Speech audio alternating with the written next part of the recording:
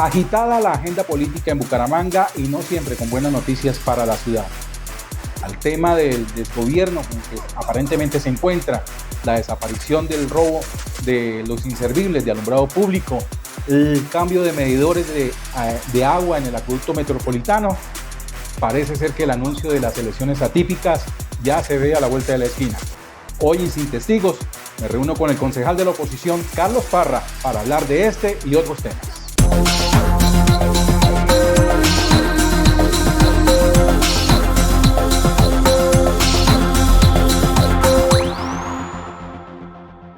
Concejal Carlos Parra, bienvenido a Sin Testigos. ¿Cómo calificar este momento que vive Bucaramanga? ¿Hay una situación de desgobierno?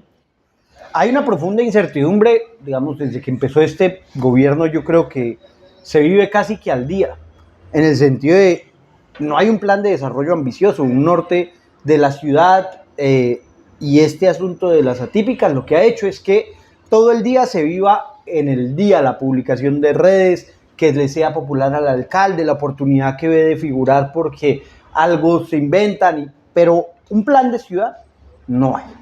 Un ejemplo, ¿qué le queda a la ciudad después del famoso programa de resocialización de convictos donde lo sacan a pintar? Un programa que es del IMPEC, en el cual se suma el alcalde Beltrán y que, claro, es famosísimo, pero queda ahí. Y al otro día no hay nada. Un norte de ciudad, algo ambicioso para resolver los problemas de Bucaramanga no hay. Pero es que a los ciudadanos en octubre de 2023 le propusieron unos planes de gobierno por parte de los candidatos, entre ellos el suyo. La gente escogió el de quien ganó, Jaime Andrés Beltrán. Entonces ese programa es gaseoso, intangible. Sí, pues, el ejemplo más claro es, la principal apuesta era la seguridad. Hoy en materia de seguridad, en el 2024 Bucaramanga tuvo más homicidios que nunca antes en su historia. Y no todos son sicariatos entre bandas criminales. Hay más muertes violentas que nunca antes en la historia de Bucaramanga. Eso implica que la principal apuesta de campaña tenía una ejecución presupuestal mínima. Lo acabamos de ver. Y salen a mentirle a la gente, a decirle, ¿sabía usted que vive en una de las ciudades más seguras del país? Carreta, Bucaramanga ha aumentado de manera sistemática múltiples delitos. Y este abordaje, digamos, mediatizado de la seguridad, hecho como un espectáculo constante, lo que hace es que el día sea muy rentable comunicativamente, pero cuando usted analiza las cifras, todo sigue igual. Se lo digo así de sencillo, lo único que ha cambiado en Bucaramanga es la camioneta del alcalde, que ahora compró una camioneta 5 veces más cara, pero la ciudad sigue igual. Pero en lo que habla con respecto a seguridad, dicen que, y es posible verificarlo, que no es un tema solamente de la capital santandereana, inseguridad también hay en Bogotá, en Medellín, en Cali. Claro, como lo había en la época de elecciones. En la época de elecciones el alcalde se sometía a las mismas circunstancias, pero además, en distintas ciudades del país sí han disminuido los homicidios. En Cali, por ejemplo, en distintas ciudades del país, y la media nacional de homicidios en las ciudades capitales sí ha disminuido. Pero en Bucaramanga estamos en el peor año desde que se lleva el registro de la Policía Metropolitana. 130 homicidios. Eso nunca antes se había visto. Entonces, pues hay dos constantes que yo veo en este gobierno. Es un gobierno muy mentiroso.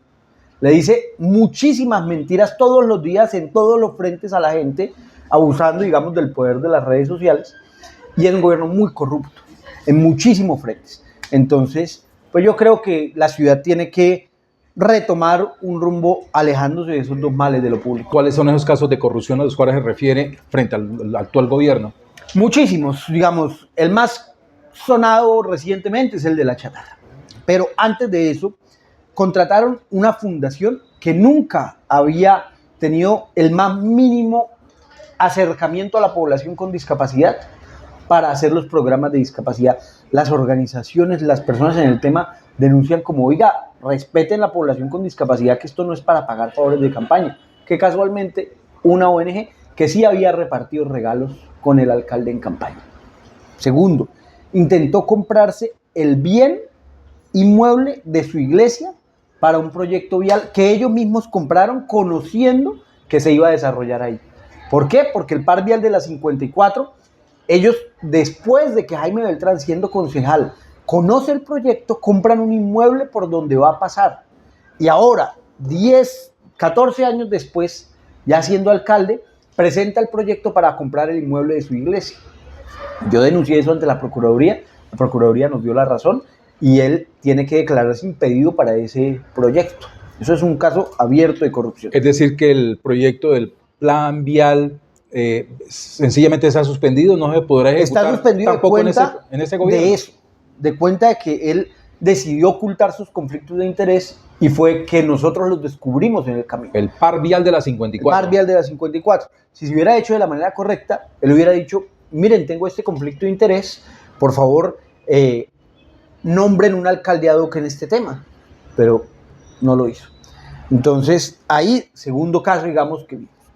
Tercer caso que encontramos a lo largo de la administración del año anterior, los contratos de aseo y vigilancia con un montón de amarres que obviamente terminaron en un único proponente y terminaron adjudicados, digamos, en un contexto en donde juntaban 3 contratos, aseo, cafetería, fumigación, en uno solo, que es la práctica del empaquetamiento, para que solo uno pudiera tener las condiciones para ganarse. Eso también pasó el año pasado.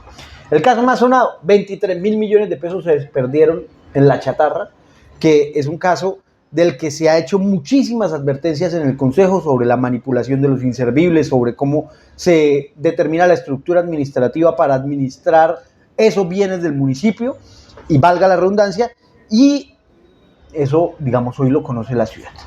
Y digo una administración profundamente corrupta en algunos indicadores, como teníamos 50 proponientes casi por licitación, ahora nos acercamos a 4.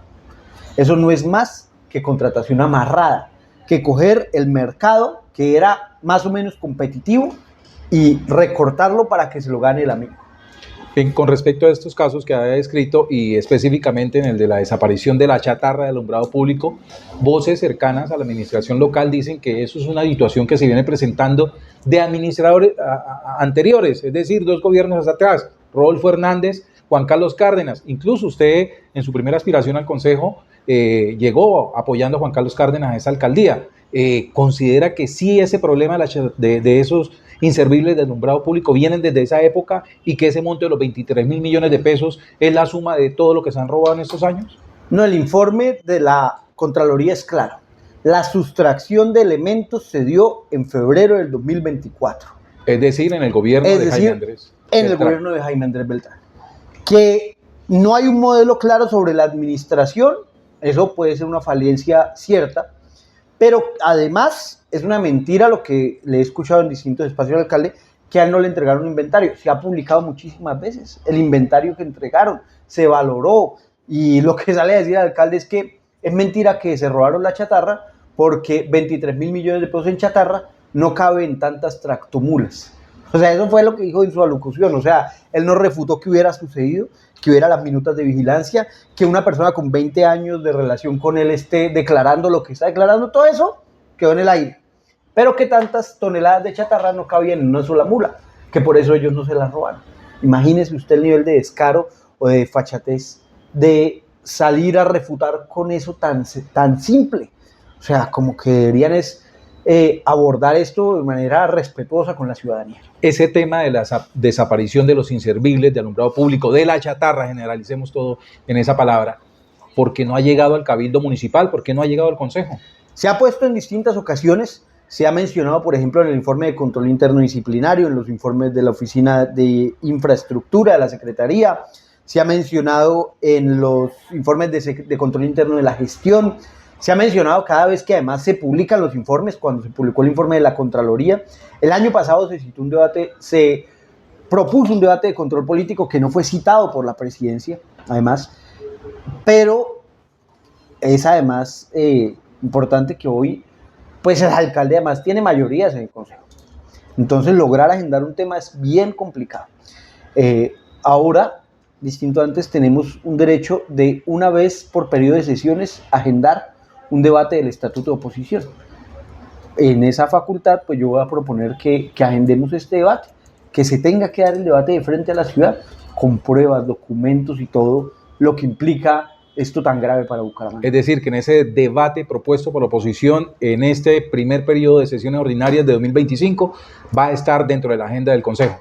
Tiene que estar por lo menos el día de la oposición, porque es un día que le otorga la ley. Pero ha dicho usted que el alcalde tiene mayorías en el consejo. Si tiene esas mayorías, ¿por qué no le ha funcionado, por ejemplo, en convocatorias que ha hecho el consejo, por ejemplo, para que le apruebe el empréstito por los 350.000 millones de pesos? Porque los concejales tampoco son suicidas. Aprobar un 28 de diciembre un empréstito, un endeudamiento por 320.000 millones de pesos, 350.000 como querían, la ciudadanía sabe reconocer que eso es una jugada contraria a los intereses públicos. Entonces, por más apoyo que haya tenido al comienzo, eso sí levantó alarmas y le dijo a los concejales, oiga, digamos, no puede obrar en contra incluso de los concejales, porque por más estructuras que algunos tengan, la opinión existe y la opinión sanciona y se da cuenta de los concejales que obren de esa forma. Entonces yo creo que eso es lo que hoy ha debilitado el poder de la administración al interior del consejo. Sin embargo, hoy tiene unos concejales, yo le pondré unos 8, que defienden la administración a capa y espada, y varios concejales que he visto y lo, digamos, reconozco y aplaudo en unos mensajes muy positivos de independencia. Digamos, se los he visto a José David Cabanzo, se los he visto a Jorge Flores, a Andrés Díaz, que me parece que es una forma positiva de evolucionar el debate al interior del consejo. No es que, digamos, se mantenga la foto como el primer día. Entonces yo espero que el consejo pueda dar un debate independiente de ese empréstito. Esta sería la tercera oportunidad para el alcalde de llevar al consejo el proyecto del empréstito. 2 se les ha negado pues siquiera que llegue a ser discutido. En esta tercera posibilidad, ¿ustedes esperan algún cambio en la presentación de ese proyecto de acuerdo? Es decir, que ya hayan, por ejemplo, estudios de los proyectos en los cuales se piensa invertir ese dinero. Pues el primer anuncio de la diferencia es que inicialmente eran 350, ahora son 320. Se bajó. Se bajó en una porción. Inicialmente anunciaron 3 proyectos, ahora son 2. Hay unas inconsistencias numéricas respecto de lo presentado en el primer, creo que son 10.000 millones de pesos que no cuadra respecto de lo anunciado, pero hoy no se ha presentado el proyecto. Mi visión sobre la deuda pública es la siguiente. Yo no soy un enemigo per se de la deuda. Usted cuando gobierna tiene distintos instrumentos para financiar lo que le propone una ciudad. Proyectos ante el gobierno nacional, cooperación internacional, recursos propios y la deuda pública, como cuando usted tiene una casa y es posible endeudarse para comprar un carro, eso es posible. La cosa es hacerlo de manera responsable. ¿Y en cabeza de quién? Porque una cosa es usted endeudarse para comprar un carro que necesita y que va a utilizar bien, y otra cosa es endeudarse para darse unas vacaciones por Europa cuando no tiene. Eso es algo muy distinto. Entonces, si usted hace de manera correcta la proyección financiera, no tendría nada de malo. El asunto es que acá Cárdenas, Jaime Beltrán se oponía a la deuda de Cárdenas, que llegaba a 400.000, y ahora va a llegar a la 700.000. Imagínense. Y una deuda que genera intereses. Es que al último periodo se sometió a consideración los 80.000 millones de pesos sobre el tecnológico Dámaso Zapata. No se ha ejecutado un peso y se ha generado más de 5.000 millones de pesos en intereses.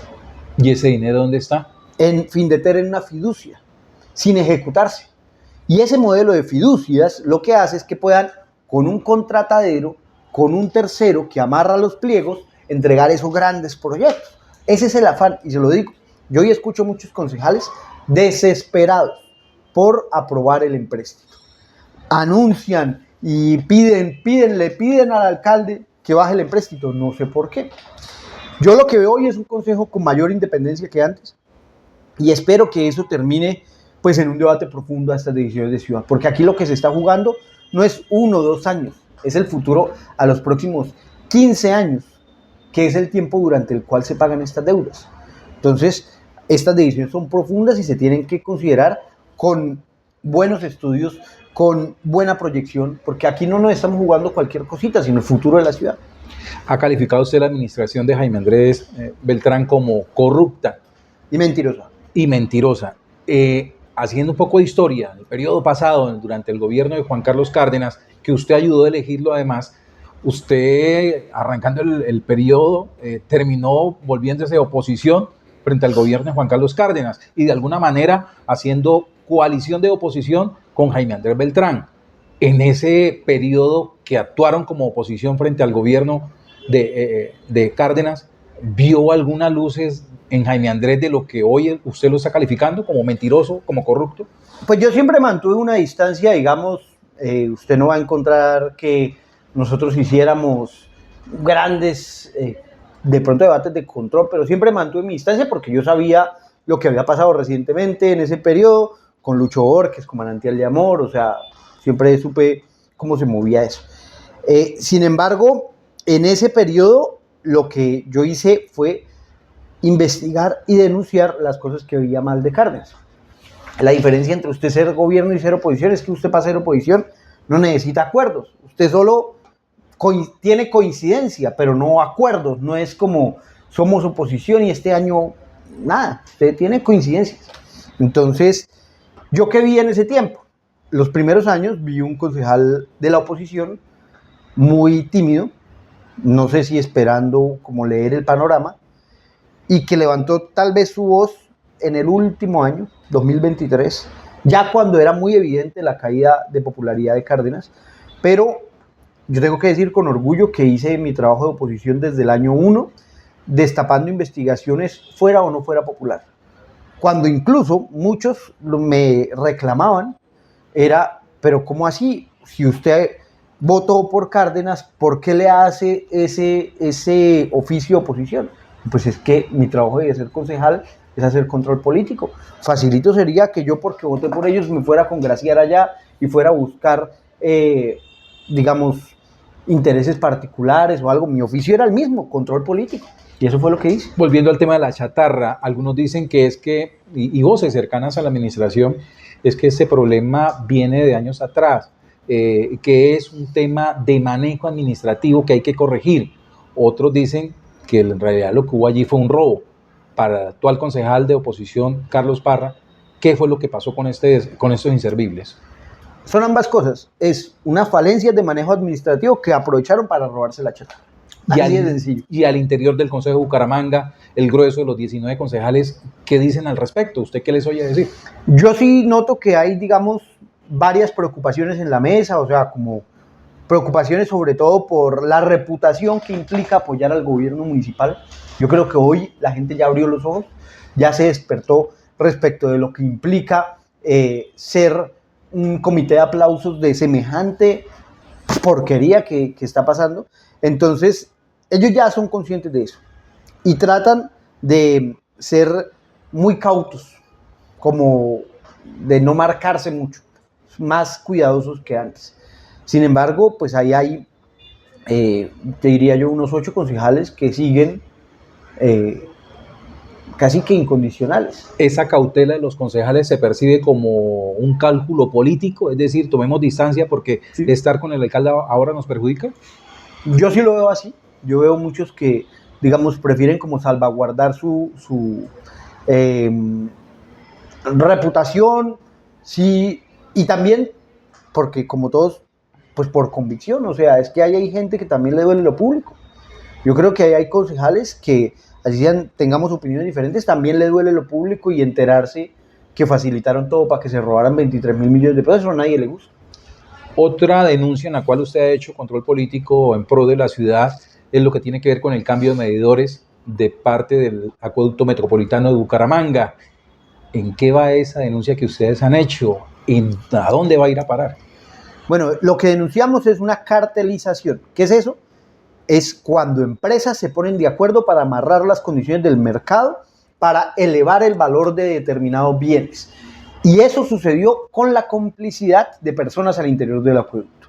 En esa cartelización lo que hicieron fue amarrar las condiciones del mercado para que compraran 150.000 medidores en el acueducto.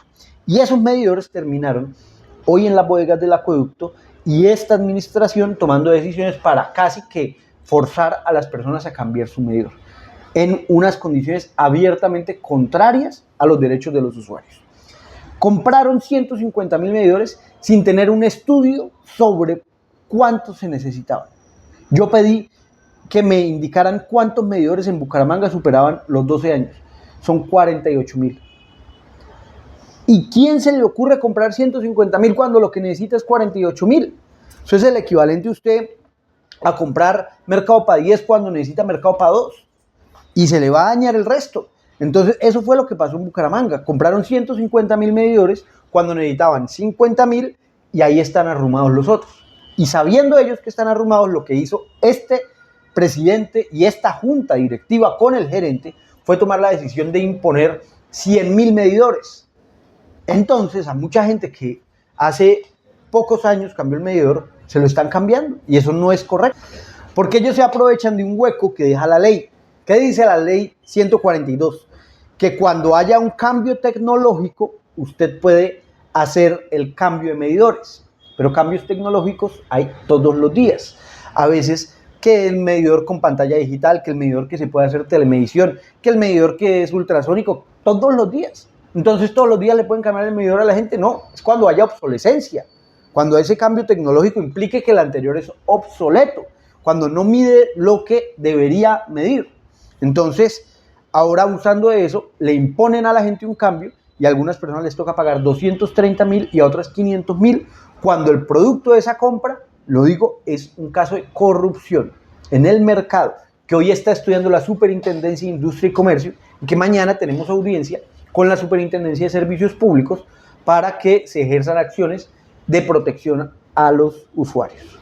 Hablando con el veedor Ramiro Vázquez Giraldo, con respecto a esa situación que él denunció hace unos 8 meses atrás del cambio de medidor, él recomendaba a los usuarios no permitir que funcionarios del acueducto llegaran a hacer la revisión y a sugerir el cambio del medidor que actualmente tienen sus residencias. ¿Apoya usted esa iniciativa de desobediencia civil frente a la tarea que viene a hacer el acueducto de cambiar los medidores? Sí, hay que decir también que el acueducto hace algo bien arbitrario y es que al que no se deja cambiar el medidor le cortan el servicio. Eso es bien arbitrario. Le paran el servicio porque no permitió. Entonces le dicen, usted verá, usted lo puede comprar usted mismo o aquí le tenemos este. Y entonces ponen a la gente a buscar un medidor cuando ni siquiera han pasado 15 años, 20 años. Y estamos hablando de que la gente entonces está en un montón de crisis económicas que el municipio le termina agravando. Bucaramanga es el municipio con la mayor inflación del país en el 2024. Y eso tiene que ver con las decisiones públicas, con los aumentos en el predial, con los costos en el medidor, con los costos de movilizarse por la ciudad. Una ciudad sin transporte público, pues obvio, si usted le toca coger Uber, taxi, moto para moverse, pues le va a salir más caro. Entonces, estamos en la ciudad con la inflación más alta del país. Eso tiene repercusión con las decisiones públicas. Entonces, yo decidí que este año mi agenda iba a ser a cuidar el bolsillo a la gente, en el predial, en los medidores, a cuidar que a la gente las decisiones públicas no le salgan caras. Cuando se hizo la primera denuncia frente a este caso de los medidores del acueducto, a través de sus redes sociales, de un video donde pues presentaba con claridad esa situación, la reacción me llamó la atención, que la primera reacción fue del presidente de la Junta Directiva del acueducto, más no del gerente de la misma entidad. ¿Usted cómo recibió ese mensaje del presidente de la Junta Directiva del acueducto? Inusual. Hay que decir, digamos, que el presidente, pues abiertamente en campaña, hizo parte de la campaña del alcalde, y cuando salió a hacer el anuncio, yo me preguntaba, ¿pero qué es lo que dice que es mentira? Yo hice varias afirmaciones. Tomaron la decisión de cambiar 100.000 medidores. ¿Eso es mentira? Es verdad. Están las actas, están las reuniones. Tomaron la decisión abiertamente con arbitrariedades para la gente. ¿Es mentira? Los casos lo ratifican. Hicimos una audiencia pública, no quisieron ir a sostener las afirmaciones que hacen muy fácil en los videos. Entonces, pues me pareció lamentable, creo un descache. Me pasaron una solicitud de retractación, yo la contesté hoy diciendo, pero retractarme ¿de qué? ¿De qué quiere que me retracte? ¿Qué es lo que dije que fuera falso? Entonces, pues es parte del estilo que ha impuesto el actual alcalde, en donde creen que con las redes sociales pueden transformar la realidad. Y no, las redes sociales anuncian lo que pasa en la realidad, pero la realidad es una. Ellos tomaron la decisión de cambiar 100.000 medidores. El anterior gerente tomó la decisión de comprar 150.000 y por eso tiene sus procesos. Pero la actual administración tomó la decisión de cambiar 100.000 medidores. ¿No le llama la atención que el Acueducto Metropolitano de Bucaramanga, con toda la historia empresarial que tiene dentro de la ciudad, los dos últimos gerentes de la misma sean personas foráneas que aparentemente están desplazando el talento que habría entre los mismos ciudadanos de Bucaramanga para dirigir esa empresa? Sí, sí me llama la atención. Digamos que uno podría decir que es un regionalismo vacío esperar uno que los cargos que son como de dirección de la ciudad los ocupen personas de la ciudad, pero no es vacío. ¿Qué sentido tiene tener un alcalde que no tenga arraigo por la ciudad? Un ejemplo, un secretario del Interior que porque sea el más experto en seguridad, pero no tiene arraigo con la ciudad, pues en el futuro no va a tener que afrontar las consecuencias de sus decisiones en la actualidad. Entonces, no es un capricho esperar que las personas que estén en cargos de dirección y manejo de la ciudad tengan una relación con la ciudad porque enfrentan las consecuencias de sus propias decisiones. Para mí es un sinsentido que el anterior gerente vino, gerenció y se fue. Entonces, ¿usted dónde le va a reprochar públicamente que haya comprado 150,000 medidores si él ya está en su otro cargo, en otra ciudad? Eso es de paso, eso es pasajero y eso no es correcto porque eso no es ni parroquialismo ni regionalismo, sino que una región que forma a su gente, usted espera que las personas que tomen las decisiones mañana se hagan responsables de ella. Creo que es mucho más fácil comprar 150,000 medidores con la plata de usuarios que usted mañana no se va a encontrar en el supermercado. Volviendo al tema de la administración de Bucaramanga en este momento, la ciudad está expectante a un fallo del Consejo de Estado en segunda instancia y sin recurso de apelación con respecto a la solicitud de nulidad del alcalde Jaime Andrés Beltrán. ¿Usted ve que la ciudad puede estar al frente de un proceso de elecciones atípicas para elegir alcalde? Pues si hay ley, sí, digamos que si en Colombia se cumplen las leyes, la ley es clara. Usted no puede establecer acuerdos políticos por debajo de la mesa para apoyar a candidatos en todos los partidos. Esa era la regla que tenía él y que tuve yo. Y que él decidió incumplir, no por algo accidental, no fue un accidente. Fue un acuerdo político con los gamonales y los clanes de Santander. Es decir, un acuerdo político con Alirio Villamizar hizo que él apoyara a este muchacho de Centro Democrático, que es el candidato por el que le reprocharon vida. Un acuerdo político con Hugo Aguilar hizo que apoyara al candidato del partido de la U, que es otro que le reprocha. Es decir, la razón por la que declaran nula la elección no es por algo formal, es por algo profundo, que es Jaime Beltrán se vendió a los clanes de Santander. Así de sencillo. Entonces, venderse a los clanes tiene una consecuencia. Usted quiere nuestro apoyo, apoya a los nuestros. Así de sencillo. Entonces, lo que hizo el alcalde fue trampa. Y él hoy va a salir a decir, no, cuando salga la decisión, le ocasionaron unos gastos a la ciudad. El que le ocasionó unos gastos fue él, porque el que hizo trampa fue él, el que violó la norma fue él, no la ley y los jueces que están, digamos, indagando por esas trampas que ponen. Entonces, por un lado, eso. Y por el otro lado, yo creo que así sea en unas elecciones atípicas que son obviamente muy inesperadas y son traumáticas en el desarrollo de la ciudad y atribuibles al alcalde por las trampas que hizo, aún así es la oportunidad que tiene la ciudad para retomar el rumbo en materia de dos temas. De corrupción, que es algo que profundamente está afectando a la ciudad, y digamos el populismo que se impuso en torno a la espectacularidad vacía, que no hay nada de fondo. Usted pregúntese qué hay detrás del candado. Hay una teoría, hay algo, ¿no? El candado es una política de mercadeo y publicidad.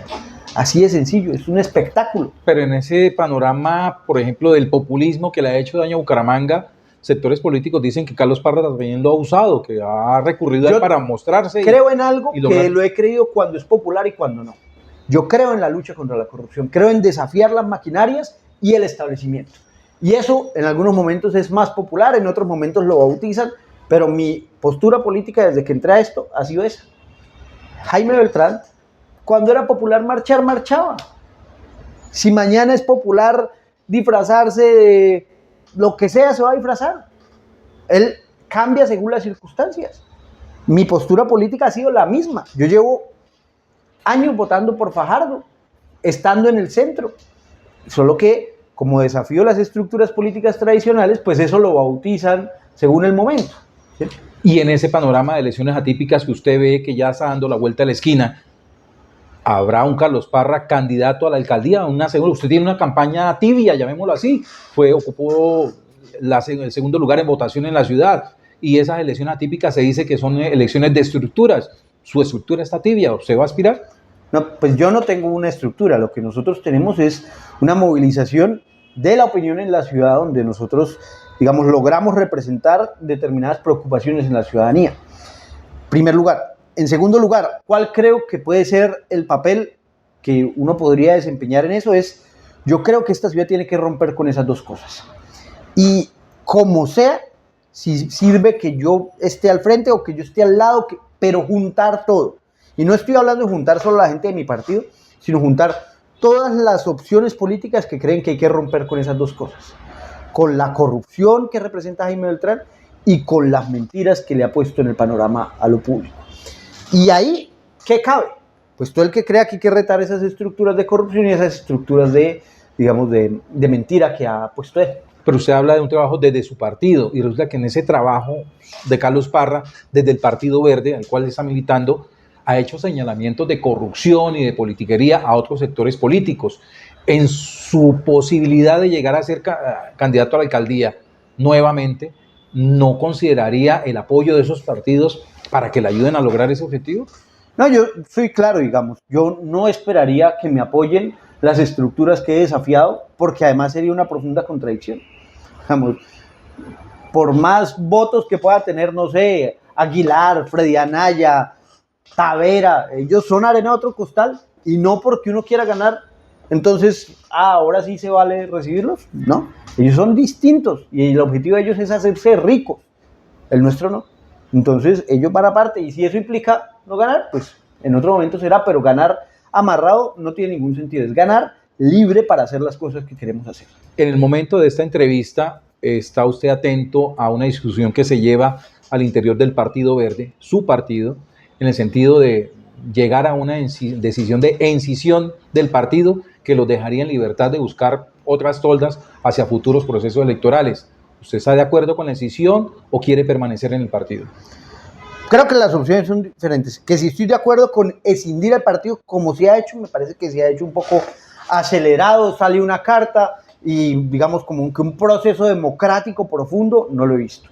Mi postura es que el Verde tiene que ser independiente del gobierno.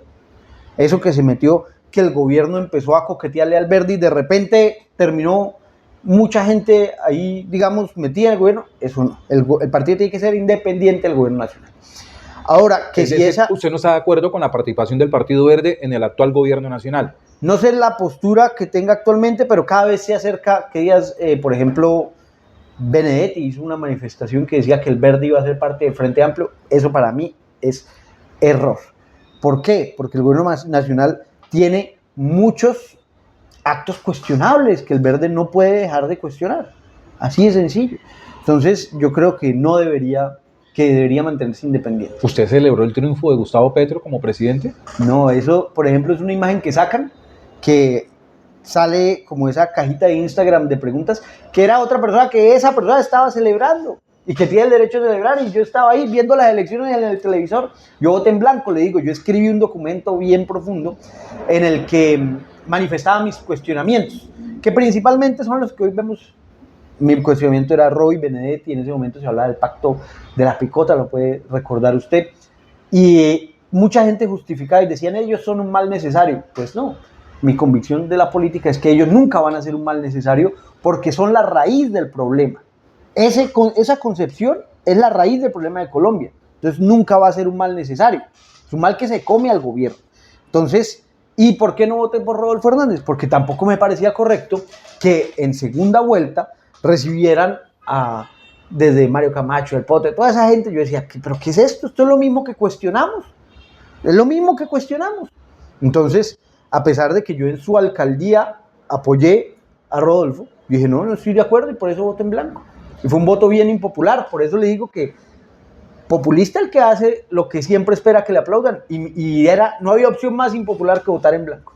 ese Partido Verde al cual usted pertenece hoy está inmerso en escándalos de corrupción a nivel nacional, como por ejemplo el caso de la Unidad Nacional de Gestión del Riesgo. Se habla que las decisiones dentro de ese caso de corrupción las dirigía Carlos Ramón González cuando era director del DAPRE en Presidencia de la República. ¿Usted cómo ve esa figura que además es santanderiana, que podría decir que era autoridad política dentro de su partido? ¿Cómo ve ese caso? Pues yo siempre he mantenido más o menos una distancia, tanto de la convicción ideológica como política, y yo espero que eso sea decidido y se falle esa responsabilidad, que no quede así en la nebulosa. Y lo que le digo, yo creo que todo eso pasa porque el partido no tomó la decisión adecuada respecto de la independencia del gobierno nacional. Si eso se hubiera decidido y obedecido, todo eso no hubiera pasado. Entonces, pues yo siempre, digamos, he tenido la postura mía, que ha sido de independencia frente al gobierno nacional. Veo todas esas cosas que pasan y digo, me parece incomodísimo, me parece reprochable, y espero que eso llegue a término en las instancias judiciales, y igual todo el derecho tienen de juzgarlo quienes consideren que eso debe ser castigado. Se dice hoy que Carlos Ramón González está fuera del país, que estaría en España y que difícilmente tiene pensado regresar a Colombia. ¿Usted cree que él se fue precisamente huyéndole a esa situación del caso de corrupción de la unidad? Pues yo me entero lo mismo que se entera cualquier persona en los medios de comunicación. Y claro que las verdades judiciales son importantes. Entonces, el deber de todo ciudadano es atender a la justicia, esté donde esté. Entonces, yo espero que ese deber se cumpla. Concejal Carlos Parra, gracias por recibirnos hoy aquí en el seno de su hogar, en esta emisión de Sin Testigos. Bueno, muchas gracias, Jorge, y todos los buenos deseos para este programa.